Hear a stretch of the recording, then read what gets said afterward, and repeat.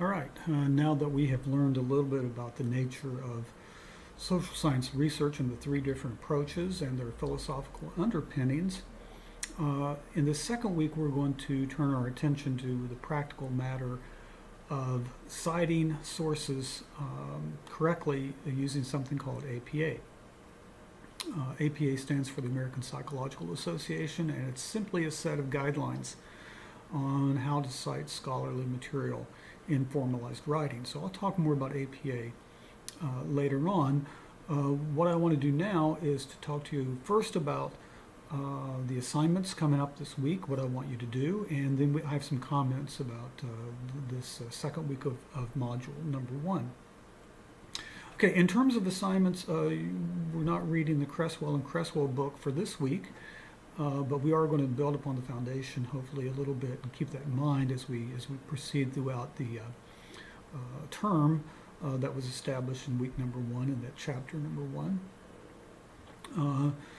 So you won't have any reading in Creswell and Creswell, but there are a couple of other things I want you to do. First of all, I want you to watch 2 videos that are found on the Foxtel website. The first video has been prepared by a colleague in the College of Education here, and it relates to how to use the George Fox University Library online resources for searches.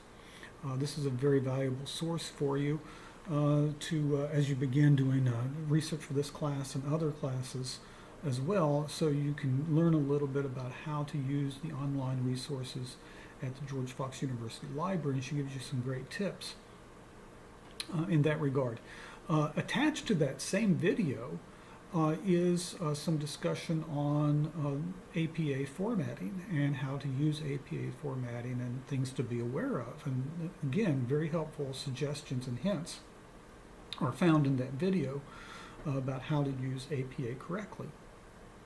And that's really what this week is about, introducing you to how to use APA and get going in a correct fashion. The second video that I want you to take a look at is actually a tutorial. It's a tutorial prepared by the American Psychological Association regarding something called DOI numbers. And I'm going to have some comments about DOIs here in a little bit. But that is a device that is currently being used, and it's fairly recent, in how to identify sources, and that's I think the wave of the future. Okay, so it tells you a little bit about what DOIs are, how to find them, and those kinds of things. So those 2 videos you'll certainly want to take a look at before too long in this week. The second week is concluded with an assignment. It's called Journal Article Citation Assignment. The description is found on the website as well. And by the way, all the assignments have included not only the description of what you're doing, the task that you're doing for that particular assignment, but the rubric that will be used for assessment. I'm sure you saw that on the even on the prompt for the discussion forum has the rubric as well. Okay, so that's found in all of those coming up throughout the term.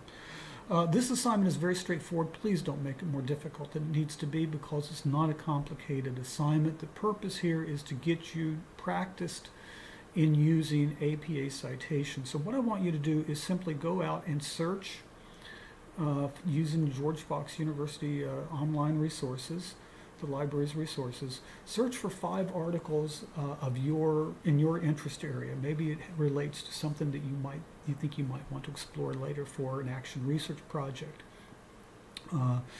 Whatever the general topic is, just identify 5 journal articles. And then what I want you to do in this assignment is simply create, like you'd be creating a reference list, okay, a bibliography. And just list those 5 journal articles correctly as well as best you can using APA.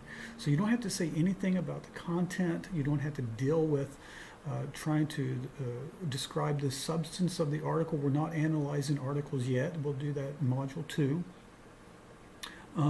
But this time we're just identifying the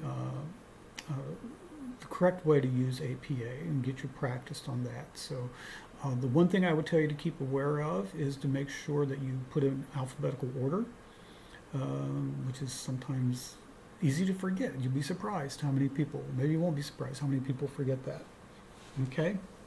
So that's the nature of the assignment. Again, don't make it more complicated than necessary. Now, let me make a few comments about APA and about DOIs.